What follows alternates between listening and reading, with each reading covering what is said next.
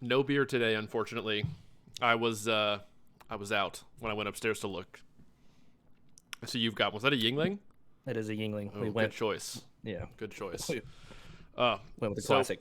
as you all can see right now, we're hanging out with Mr. Ben Pyles back again for a return appearance on the podcast. He's going to be doing what a few people have done so far from design staffs across the independent world activity, just kind of breaking down the show for the season, hanging out. But welcome everyone to the Aged Out podcast. Before we get into that, I'm one of your hosts, Michael Fantini, and with me as always is Evan Worrell. and comment, like, subscribe on YouTube. If you're on podcast services, head over to YouTube and do all that cool stuff and watch us on video, or stay on the audio platform if that's what you prefer. Facebook, Instagram, never miss an update. Give us a follow there. Go to patreon.com or hit the join button right on YouTube if you want to support us financially at all. All right. So, Evan, take it away and let's get into this thing. Yeah, so Ben joining us as one of the core design members for Monarch Independent. He does the battery arranging. Shout out to the rest of the team. I know Andy Flipiak on the front arranging, Richard Henshaw on the visual design, Brian Harmson on the sound design. That's also very, very crucial in today's indoor game. And then I'm sure there's a lot of other wheels and stuff in that cog that help it turn. But yeah, Ben, thanks for joining us, man. Yeah, what's up? Thanks for having me, guys. For sure. Hopefully, Team Texas is like enjoying the weather down there. Yeah, got to be warmer than here. We're in March Madness season, so it's hectic. UK is playing right now, so I'm like back and forth, back and forth. The old alma mater of Moorhead took a pretty hard L to the Fighting Illini earlier.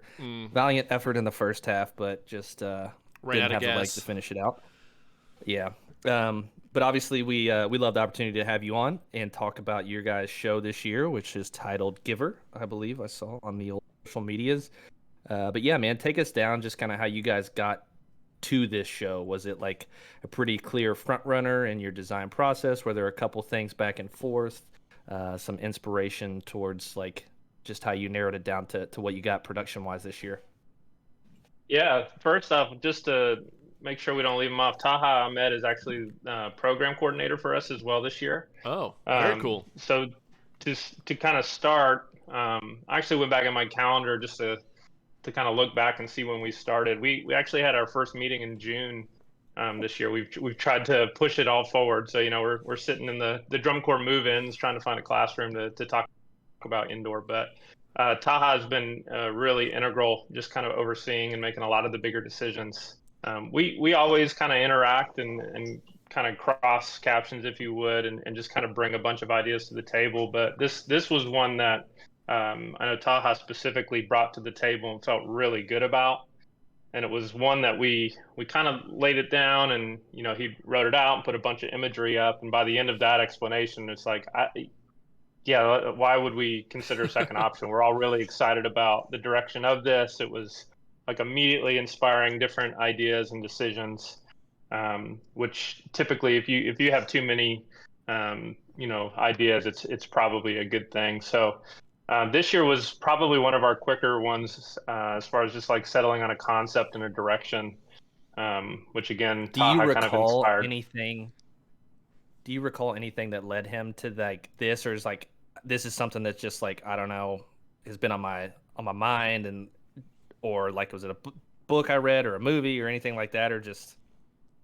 Yeah, I mean, one of the cool things about our team right now too is that it's literally all year long. Like we're together on a lot of different programs. So not only are we just like friends and hang out and do indoor, but I mean, we're teaching in the summers together. So you always have those like water break talks. You have, the lunch breaks. Ideas pop up out of nowhere. So I know Andy, Taha, and I were kind of, swapping ideas. And one of the things that we've been trying to do at Monarch is be a little more accessible and a little bit more captivating on the emotional level. We felt really strong in the past couple years, like musically. We feel really confident with our our product, like what we like. We all see pretty eye to eye on that stuff, and it's always been, how do we elevate the production? How do we elevate our visual presentation? How do we get the audience to like fall in love, I guess, with a little bit more of the big picture, and then keep what we're doing musically attached to that. So it's seen through the lens of like, okay, I think we could bring this to life. I think this would look really cool. This would be something that we can all relate to, which I'm sure we'll talk about as we go. But it just felt like a no-brainer at the time. Yep. I mean, when you know, Yeah. as If they it makes say. sense, it makes sense, and it doesn't surprise me at all. Taha would show up with all of his T's crossed and I's dotted to like pitch an Oh idea. man, Yeah. yes. He Uh, keeps us all on our schedule, and he's earlier than we've ever been, and this is all a good thing. You know, he pushes our timeline, and I mean, this is the earliest we've had our show out and finished by a mile, you know, so props to him for doing that. That's awesome. So we've said the title's Giver, and you kind of talked about how the idea came about. Do you want to just like summarize the show, kind of like what the concept is, and dig in a little bit, and then we can go from there? Yeah, so I guess a little fun fact. I think the original show title was going to be Mother, um, which Is we the first word you tossed hear. we tossed around a lot of ideas, and you know there's the giving tree and there's the book The Giver, and you know there's a lot of different things that we kind of tossed back and forth. So we were really designing the show without really knowing what it was going to be called for a while, but ultimately it's really about whoever is that to you. You know, we all have some sort of giver, someone who, you know, has cared for us, or you know, we all have in relationship, whether we know them or not, a mother figure. Or for some people, it's your father. Some people, it's your sister, a teacher, what have you. You know, that person in life that's giving something to you, and you know, whether it be through birth or you know, inspiring new ideas. So it's super relatable. You'll even hear it in the beginning of the show where it does say mother, it does say father. We go through teacher. There's a couple spoken words to try to open it up to just like whoever that is for you. Now you're going to see the show through the lens of that person. Um, it's visually shown through that tree. You know, it's kind of like the tree stump, if you would. So there is a correlation to Mother Nature, Mother Earth, if you would. That's something that we all have in common and share. The show isn't about that necessarily, but that's kind of our visual hook, if you would. It's kind of using that tree to represent the giver and whoever you see that as.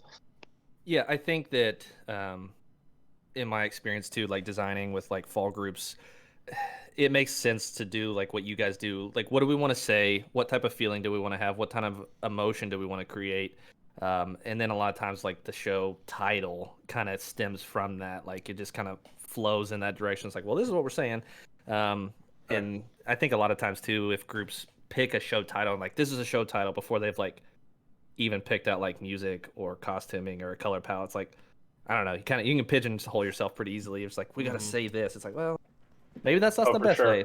So Yeah, we're like printing the show shirts before we wrote the closer. You know, it's like we don't even really know where we're going with this thing yet. But yeah, that tends to be maybe not every year, but that tends to be one of the last things we worry about is after we actually have it thought through. Like, okay, are we actually leading people the right direction when they're announcing the show title? So yeah, we landed on Giver. We thought it was, you know, open-ended enough, but still specific enough. And hopefully if you didn't know the title of the show, you could still follow along as you were watching it.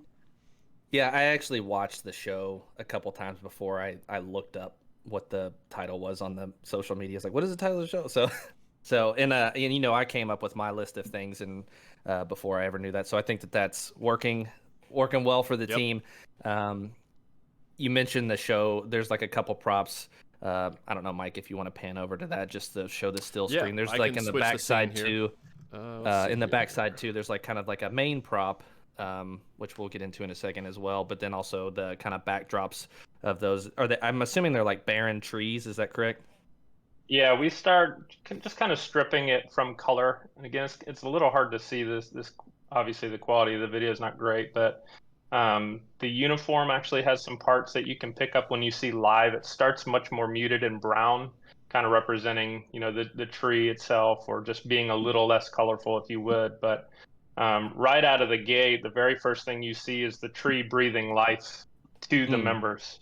So you may not be able to pick it up on a video or whatnot, but you'll hear the flute sound. It's panned completely hard right, so you'll feel that sense. The tree lights up, and it's almost as if the tree is playing the initial melody. And as you see, it kind of literally breathes life into the members, which then expands and pushes out the snare drums. And that's kind of our, umbilical cord, breathing life, if you would, just kind of almost a being born kind of effect. But everything starts with the tree. Yeah, and I thought it was cool too. Obviously, there's a couple times throughout the show where you hear that flute texture without actually seeing it, which I guess will segue into that. Did you guys know pretty early on that you wanted to reuse that instrument as a part of it? And obviously, that figure in the show is pretty integrated into the theme as well. Yeah, so this is our same performer we've had before COVID, believe it or not. So if you think back all the way to the 19? Flickr show that we did, it was the year after. So the one that actually didn't get performed, there's a YouTube video out that we did record, but you'll see her for the first time. And that was more of like a really conceptual idea that we wanted to use an instrument to represent the Flickr idea. Well, Leilani's been in the group now since 2020, and she's a vet of the group. And there's a multitude of reasons. It allows us, one, to have a veteran performer come back and still be able to be a part of the group. Two, it's kind of, to some extent, it's a little bit of our musical identity now. And three, it just opens up our color palette to be able to be a little more lyrical. A flute just can do things that you can't do with any of our other instruments. So instead of making it synthetic, I think we're typically always leaning towards how do we make this sound acoustic, which you hear a lot of unique colors in the show, and we're pretty proud of the fact that most of it is being generated acoustically with live performers. So there's just a bunch of reasons. She's a great performer, great person. We want to keep her in the group as long as we can. I mean, it definitely gives you all a unique ensemble sound, something that makes you all stand out over a lot of other groups, basically using the synthetic sounds instead of like a flute, woodwind. So then just to clarify for myself, I guess here, you all did know going in you were going to try to use the flute texture as long as you could with the musical choices. Yeah, and it wasn't like a conscious decision, like we're using flute, what works for that? It's like, well, we have Leilani, we could definitely do that again. That would fit perfectly for what we're doing. All right, let's call her up, make sure she's on board. So it really just kind of, it fit the mold, and it made sense for us to go that direction. Cool. And then did that also make sense, I guess, pretty early on? It's like, since we're going to integrate this texture and this voice in here, and we have this performer, like, we'll just make her like the key kind of focal point around this Mother Earth type figure, if you will, that obviously is introduced musically and audibly before it ever is visually. Did it just kind of like work in a perfect storm? Like, we can introduce her before you ever see it, kind of like this emotion that we feel, but we don't know where it's coming from. And then we're like, oh, that's what it is. Right. There is a sense of kind of like, where's that coming from at the beginning, which, in a way, if you haven't seen it before, there's a reveal later in the show, which is a little unexpected. And shout out to, again, Taha. There's a prop dad has actually no relationship to any of our students that has put all of this stuff together. And he's got, electrical engineering. All of this stuff is automated. Like, you'll see the props dropping. Those are all magnetized. The tree opening is actually like a trigger that's all electronic. The props you'll see at the end that go down, none of the performers are manipulating them. They're all moving on their own, which is, it's another thing to think about. That's sick. But it's pretty sweet when you see it in real time. It's really quite different. The video that you sent that we switched to a minute ago, like I watched it just to get an updated read on the show before we hopped on here to record this. And the moment of the show where the props do lean back, my immediate thought was, are there VE people, visual ensemble? Like, who's back there? Not. People have been back there I had that legit thought in real time. That's really cool that it's all automated. That's definitely a luxury. Those do light too. up too. Oh Yeah. my gosh, yeah. It's for sure. You'll see them. They're really subtle. I don't even know if they'll come across on the video, but everything is lit. Adds a whole nother just element of production when you see it live. I did see another video. It was from like a week prior or something, so it was a little bit better picture quality. But so you already hinted on this, so let's kind of just walk through it. So the first thing you ever hear in the show is the flute texture, and you hear those vocals: mother, father, teacher, sister, brother, and then right away we're into like the snare moment. So you were talking about that's kind of breathing life into the ensemble, and like, is it almost like an awakening at that point that initiates like, here we go? Yeah, Exactly. And everything that, I put in here rhythmically was supposed to feel unmetered. Like hopefully you can't tell it's a 184 snare drum break. There's all sorts of movement. It's at a pretty steady tempo, a pretty predictable tempo, but you barely can notice when you hear it. So it should have a little bit of unsteadiness to it, not in the sense of being confusing, but just kind of that exploration, if you would, just kind of waking up, not quite realizing where you are, or just having a feeling of you, just the awakening, the birth, if you would. But yeah, very purposeful rhythms there instead of just snare licks for snare licks. It definitely doesn't feel frantic at any point, which is always great as a like spectator too. It's just very easy to digest.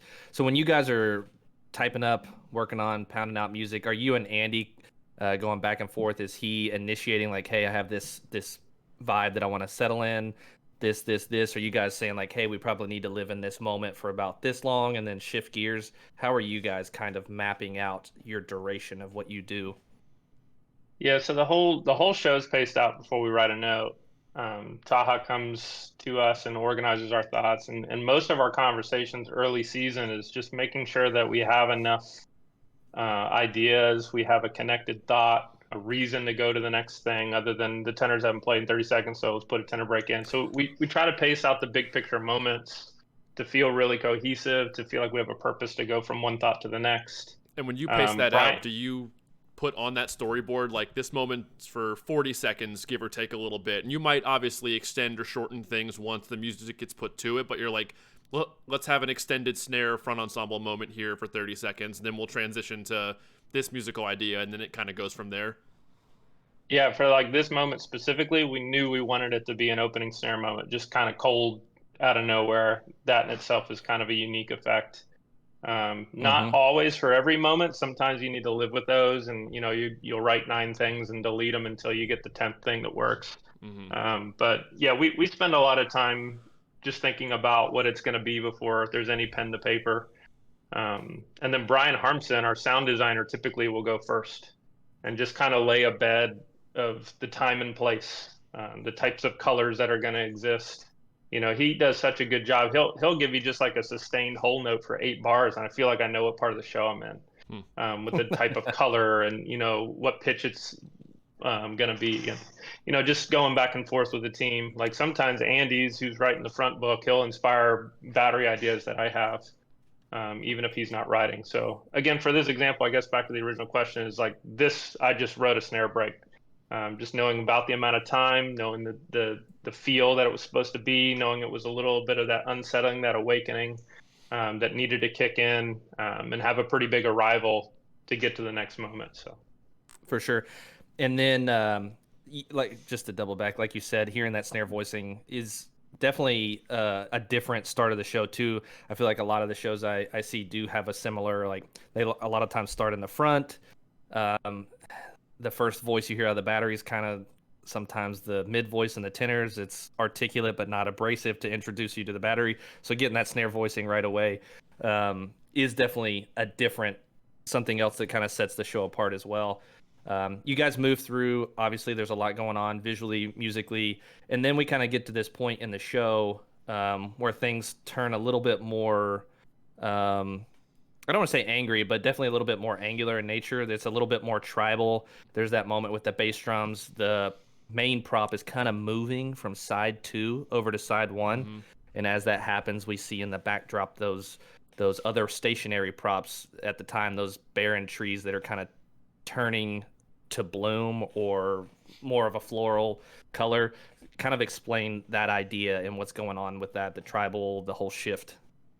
yeah, all the music is, for the most part, other than one chart, it's all original. But the thing that follows the snare moment is inspired by a Dream Theater chart, and it's all about like adolescence, if you would, just not necessarily being aggressive or mean, but just you don't want to hear anything from anybody, and you're going to go explore the world, and you're kind of reckless in a way, if you would, a little bit more high energy. So there's a playfulness element to it. It's almost you'll hear kind of the call and response. The whole show musically is also the first 4 notes that you hear from the flute. Everything rhythmically, everything melodically is inspired from those first 4 notes. So we just literally just pull that apart and create different. So this one, instead of hearing bump bump bump bump, now it is bump bump bump bump. It's a little bit more disconnected, but it's the same idea. We just try to do different phrases and whatnot and keep it, just more like a soundtrack. It's our show. It's our piece of music, instead of like 9 different charts that we smash together.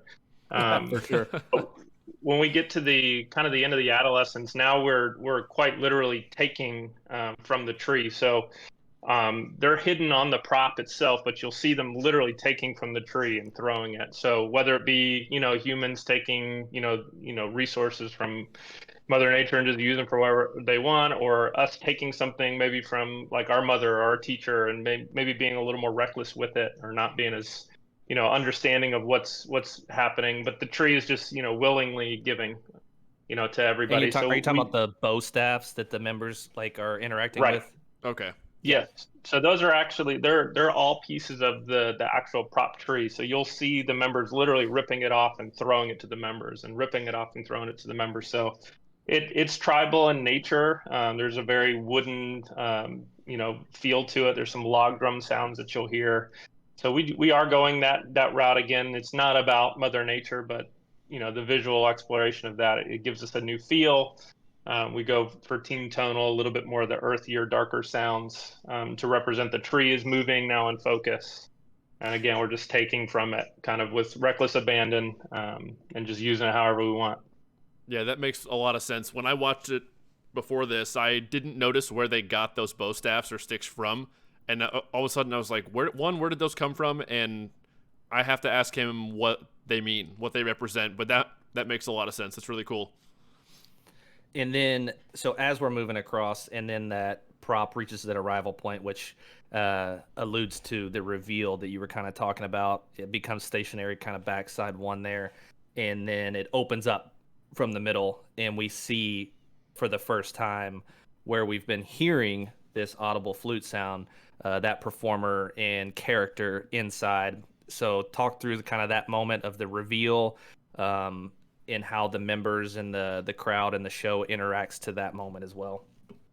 Yeah, it's just a little peek, so you don't have the full reveal yet, but it's just a little kind of insight to, or you get just a little bit of a preview of what's in there, and that's just kind of an interruptus in that sense of like, I'm still here. You can still listen to me. I'm still going to give you, but you'll even see the quad moment after that. Just kind of ignore it completely and go back in the opposite field. Just as we would with kids, like, all right, mom, whatever. Like, I'm still going over here. I'm gonna play my quad break. So it's just a little bit of a conversation, if you would. The reveal is really cool. If you see it live, there's like the detailing on the prop and the lights it's pretty spectacular. I have nothing to do with the props other than helping them get through double doors on show days. But yeah, it's pretty fantastic. The costuming too. It's all pretty stunning when you see it. But yeah, it's just a little peek into the giver, if you would, or Mother Nature, if you would. Just and then again, just kind of the pushback before we finally go into the next section. Is this the first ahead, Mike. part of the show where those light up balls the members carry around at some point show up, or is that later? That's right after this. Right so after, you'll okay. see the quads kind of push back one more time, and just kind of live in their adolescence for one more moment, and then the next thing that follows, you'll start to see the lights. And what do those lights represent, I guess, would be my next question. Yeah, so there's these little, actually they're pretty cool. It's almost not like a magic trick, but it's a little bit of a what's the word I'm looking for? Illusion. Illusion. Yeah, I got there you it. go. Hey, We got took there. me a minute, but we got there. Yeah. You'll see it. The mother, the giver inside is actually kind of throwing these lights back and forth, and then the members are taking the light from them. It's really cool. You can kind of feel that exchange in real time. We chose the Runaway chart. This was actually one of those charts. We don't typically arrange music. I don't know if you know that about Monarch, but normally we don't play original stuff. We do all of this custom, but this is kind of again an attempt to maybe draw some other fans in that know this chart and would get excited about hearing Runaway, or maybe that's the chart you leave Dayton singing, and you can remember us for that. So a little bit of a sidetrack. That was a purposeful choice for us to be a little bit more connected to the general public in our music choices. But that again triggers when the lights are passed out. That's the mother, the giver, giving their light, and you'll see that start to transfer and just spread out, and that's really just that connection. So like if I give something to my students and my students then pass that gift on, right? Or if your mother gives you something and you take that lesson and teach somebody else, it's really about taking that one singular idea and how that can branch out and really just light up everything and everyone around them. So it goes from very little, honestly, to no lights, to the entire floor is covered with the light that the giver has given that first person, and it just spreads like wildfire. So it's kind of also, I mean, we've talked on this podcast just in other episodes before of like how things relate to percussion and kind of this activity as well, like marching percussion. Like a lot of the knowledge is just passed on in a tribal sense from like educator to educator, person to person. Like it's like a huge drums and like percussion and marching band is like a huge family tree of like 1 degree of separation. Just about one or pretty two, smart. yeah. I mean, what isn't though? Like I don't know why I know how to cook certain things, but I don't know why I play these certain exercises and rehearsals. Like, where did I get this from? Like, I don't know, but now all my students are doing those things, and yeah, it's pretty amazing when you think about it, how, especially nowadays, how shared all of our ideas are. Mm-hmm. But yeah, that's really what it represents. It's just kind of leaving a little bit of her behind and seeing it spread like wildfire. One cool thing about the Runaway chart too is that it's at this point, I mean, very well known, especially I would say Very in, like, the recognizable social immediately. media. It's very recognizable. But one thing Andy did that was really cool with it is like you expect it to go rhythmically one way, and they're like, oh, it deviates. So it does kind of like, all right, it's fresh, like it takes me in a new direction. It's not the exact same flow that I thought it was going to be, so it doesn't keep it unique in that sense. Yeah, it already engages you right when it starts, but then taking that left turn from what you expect pulls you in even more, because then you're curious of like, okay, where is this going to go now? Yeah, he nailed it. We actually used to have the melody playing over top of it, and I don't remember what happened. I think it might have been like I heard it without it. I was like, Andy, I think we should take the melody out. Like it's Somebody almost missed a weekend. Yeah. well, it's funny how sometimes like that almost draws you away from how good, number one, our performers are. The marimbas are just unbelievable, but how well he did arranging that part of the show too. It's like the melody's not fully there, but if you know it, it's implied, and you almost feel it in a different way. So that was a cool section to see it kind of transform live. It's like, yeah, it's a chart everybody knows. So how do we do that interestingly? But yeah, Andy's awesome. He nailed that section. And then we get through that where we've kind of passed this light around, and it's like begun to spread around the tarp as well. And then kind of walk us through kind of down the home stretch a little bit too. Do people start to kind of like curve back in? And then obviously we'll get to the ending. I don't want to, not that I'm giving it away. I mean, the show's out there, people can watch it. But yeah, just kind of walk us down what happens once we get through that moment.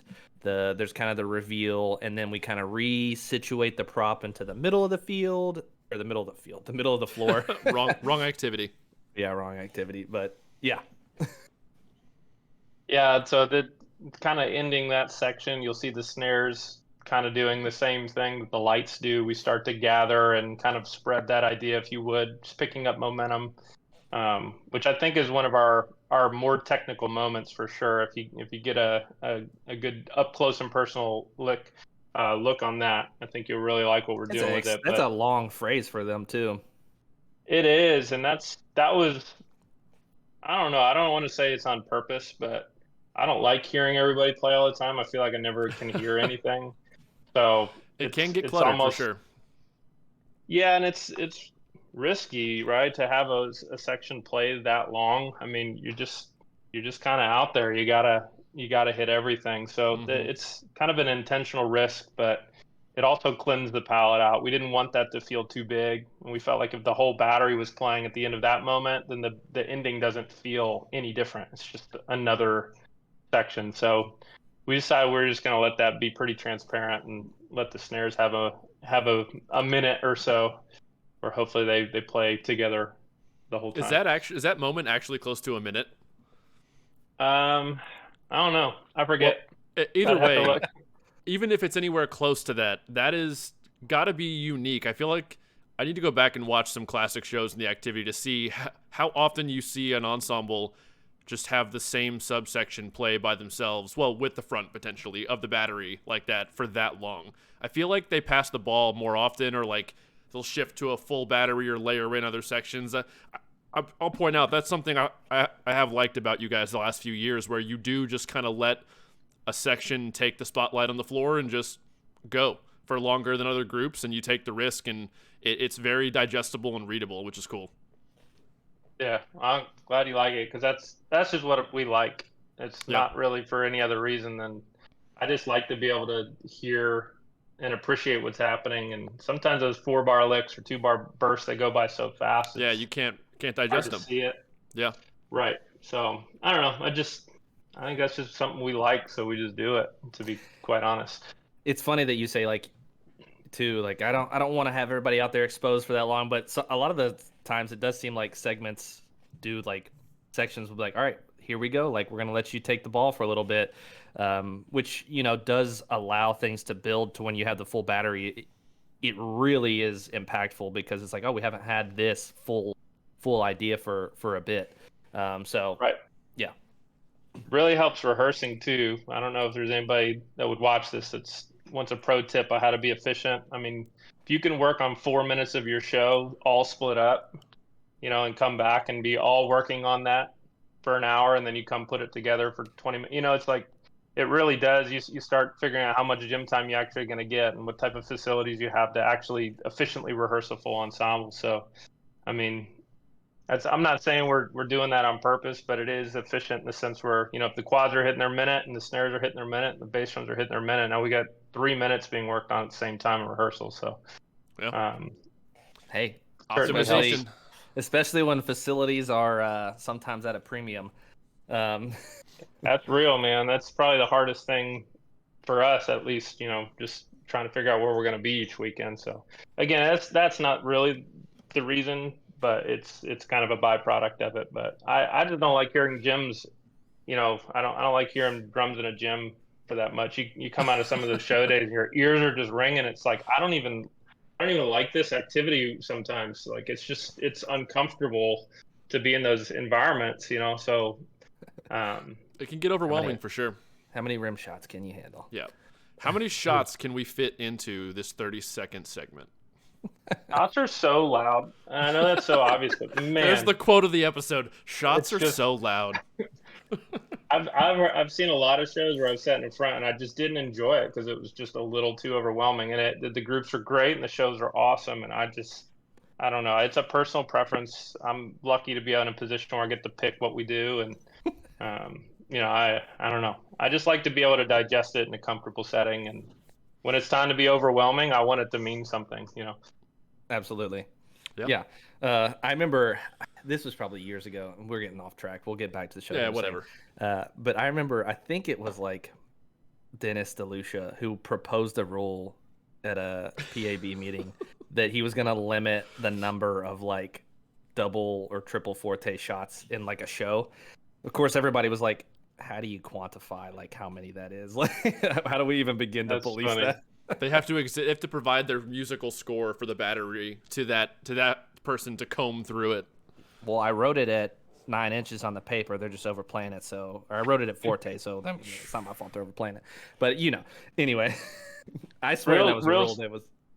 But we really do. Like I'll go and I'll probably write way too many shots on the first draft. And one of the things that I consciously think about as I go back through once I see the staging and the drill, is I go back out and I make sure that if it's a shot, it has to be in a place that needs it. Not just for the volume's sake, but those are points of emphasis. And when you start to hear that color so often, you almost get numb to it. Yeah, desensitizes you. So, again, that's not the only way to do it. It's just when I'm hearing rim shots in places that aren't important, I don't like them, so I try to take them out. Yeah, makes sense. Makes sense. All right, so let's get back in. So the end of the show, we're getting there. and you can correct me if I'm wrong, but a lot of things start to kind of like either decay or die. I don't know if that's like a representation of just life in general, or like you were saying, people were connected to or relationships were connected to that, like, you know, nothing lasts.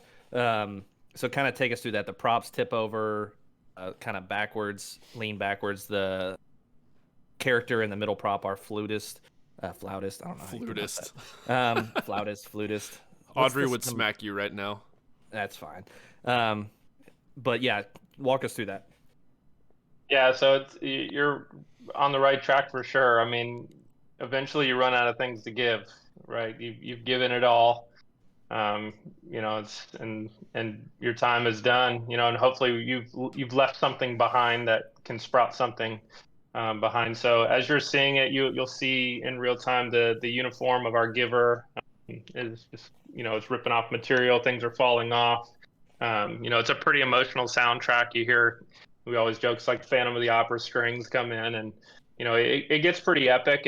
Hopefully you'll feel something when you hear it live. But it really is that we've it's too late. You know, we come back and try to recall to, you know, our mother, or maybe we waited too long to, you know, come back and show that gratitude and appreciation, and before you know it, they're gone. And one of the cool things about the show, the outro, when you see it a little bit higher up, when the panels fall and the prop pulls into the middle, the idea is that the front ensemble is the roots of the tree, and then the battery spreads out, and you can kind of see the flower petals. They light up, and now we've kind of sprouted new life from our giver who's passed, and now, you know, we almost start the cycle all over again. So we start with the physical tree prop. The whole unit now takes everything we've gotten from our mother, from our teacher, from our father, and we sprout that next layer. And now that's us. Now it's on us to take that next journey, and, you know, that selfless act of giving. So hopefully when you get up higher, you see it a little higher, you can actually see the shape of that, the props sprouting. Should that definitely shape. speak well, and, you know, view well for the effect captions as well. Our seats for finals it'll be high enough, I think, but we're gonna be sitting like with the PA judge. Right. Music. If you're looking for it, you'll see it. It's pretty clear once you see it's there. But yeah, I mean, going up higher is obviously going to help with that. But yeah. And I think too, obviously we're talking a lot of show design stuff, just how things are manipulated and what you're trying to convey. But just watching the video, I've watched a couple run throughs. One was like off to the side, so I was like, toss that. But, you know, this one you sent to us as well. It's not the highest quality, but, you know, the members sound like they're freaking playing. A lot of clarity of intent. Just, you can hear what's going on. I think a lot of the orchestration from the front and the back, you know, talking about how you were kind of written segmentally, allows that digestible nature to come through as a spectator, and hopefully, obviously, for the adjudicators, I'm sure what you're banking on your end. But the kids sound like they're freaking playing. I don't want to call them kids, the members. Yeah, I'd like to think that we play well every year, and that's something that we try to keep that our foundation. You know, it ultimately is a drumming percussive activity. You know, I'm not saying that anything is more important than others, because we all see these shows through a different lens and what's important and what we like. But, you know, I know Taha, Andy, myself, you know, we're drummers at heart. We're, you know, keyboardists at heart. We want to hear high quality sounds. We want to hear some language that you maybe haven't heard or haven't been presented that way. Or, but yeah, I think that's something that we're gonna play well, man. We're gonna show up. We're gonna be balanced. We're gonna be clear. We got a little less than a month to clean the show that you guys have seen. You know, we're excited about it being out there with very minimal adjustments. And yeah, you know, like you said, the weather's getting nice. We're gonna be outside. We're gonna be cleaning. That was my next question. Is the show is pretty much? I'm sure you might tweak small things, but the show is, in your all's brains, pretty much finished at this point. Yeah, we're adjusting like 2 counts here and there, and making sure that everything feels right and it's paced right, or if we need some sound design to help support this moment. But yeah, I mean, conceptually, that's something we're really proud of. We did our whole show, you know, at this Houston regional, with all the props, with all the set pieces. I mean, we had it honestly earlier in this too.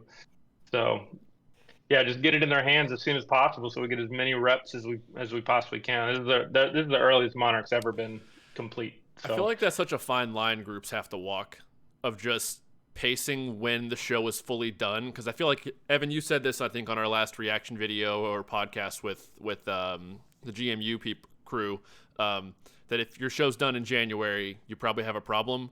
But I feel like there is a point where If you're trying need, to finish it finals week, you also have a problem. That's what I mean. Like, you got to find that balance of like, okay, now we're done. We've got 3 weeks left to just clean rep or whatever. I feel like it's a fine line you got to walk for sure. One quick question, Evan. I saw you were about to say something a second ago. I'll pass it over to you here in a minute, but this will be quick.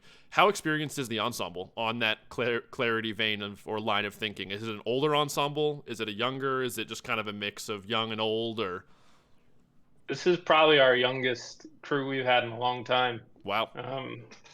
We it's just like most groups, you'll see a lot of our members elsewhere, and we have a lot of groups that age out and whatnot. So especially as accessible as travel is these days, and how easy it is to kind of move around and try things out. We benefit from that sometimes. We also lose some members, but this by no means is like an immature ensemble. It's just as far as newer to Monarch and how we do things. This is a little bit of a younger crew for us, especially in certain sections. Well, it's going to bode well with how well you sound at this point already. If you got a bunch of years with a bunch of vets coming up, should be good. Yeah, and we try not to worry about that too much because you just really never know. Mm-hmm. I used to think about it like when I was doing auditions, like, oh man, this kid's only 16. He'd be good, so good in 5 years, and then Right. he gets good and leaves the next year. It's like, well, okay, that investment's not really worth it in that Right. instance. But it really is. It's just about these performers, these members, and how do we max out this vehicle, and then hopefully the experience speaks for itself, and it's something they want to be a part of long term. But at this point, I think you do things the right way, and you let the members decide what's best for them. Yeah, like there's no way to predict too. Like life happens. Like some kids move, or their parents move, or they go to a different school and they go to college, or they get a job. I mean, you just never know. So kind of just have to live in the moment to some extent. I didn't really have anything else to say other than like, selfishly, I enjoy doing these just because it helps me enjoy the shows more as a spectator. I'm really looking forward. I think like what you said about having this show be a little bit of a breath of fresh air in the mixture of some other chaos is a real thing. I think there's a few groups out there that have been trying to do that, and just like, we can probably do a little bit more with this medium than what we have been doing. I mean, at the end of the day, it is drums in a gym, literally, but ways that we can find to break out of that box a little bit before we have to come back to it is always welcomed. Yeah, I think that's one thing that we're not going to change is like what we like. We like a certain sound. I think we talked about it before, but we always approach the start of our seasons like, okay, how do we stay us? How do we keep our brand? And there's a following of people that really like Monarch, and there's probably a following of people that we're not their favorite, and I think that's healthy for the activities to have variety. Whether we're somebody's favorite or not, but how are we staying, in everybody's favor in the sense of like, we're going to play for, the UD crowd. I want everybody in the crowd to find something that you can like about us, whether it's the way we tune our drums, whether it's the way that we play, whether it's our set pieces, it really doesn't matter what, but hopefully you guys can find something you like about us. But yeah, I really do think this show musically, when you hear it live, we focus on making sure that you feel something. That was kind of priority one from the get-go this year, and I think we're on to something here. I think you are too. I think so. Yeah, I would agree. I think that's a good thing to wrap this up on, honestly, unless you guys have something else you want to talk about. It's a pretty nice little bow on it, I feel like. Yeah, unless there's anything else. I was going to say, just a quick shout out if you want to see more like this. My independent open line is pretty slamming this year too, so UTSA will be over in the Western Kentucky for their prelims. But if you like the Monarch style, we got a lot of the same design staff, and kids are playing really well Western Kentucky? too. Isn't that where we're Northern Kentucky? Northern Kentucky, yeah. One of them yeah. Kentuckys, yeah. I don't know. One of them Kentuckys. It's probably on the website. So just Truest Western Arena. Kentucky is the regional, isn't it? It used to be. Yeah, It used to be the It used regional. to be at WKU, yeah. The Mid-South Regional or whatever it was. That was a while ago. My bad. Yeah. But yeah, whatever Kentucky is on the website. But no, I'm really excited about both teams, and I put just as much of my time and effort in that group. So go check them out. They're really good. Yep, definitely will do. Well, want to wrap this up? Yeah. All right. I'm done. I'm good. Long Sorry, pause. I'm like also. No, I know. I saw watching you this look game. to the right, and it was like, oh, if UK's got the ball right now and down the stretch. We'll see what's going on. Man, they're sucking right now. Is what they're doing. Don't tell me they're going to lose to Oakland. Is that about to happen? I mean, there's 9 minutes left, so we'll see. Okay. I might actually go turn the end of that game on. All right, everybody. Thanks for hanging out. Ben, it's been great talking about what Monarch's doing this year. Comment, like, subscribe, share the video or podcast link with anyone you think would appreciate it. Follow us on Facebook and Instagram so you don't miss any updates about things we're getting into or doing. Patreon.com. And again, hit the join button here on YouTube if you want to support us financially. Otherwise, we'll hopefully see everybody in the next one. Peace.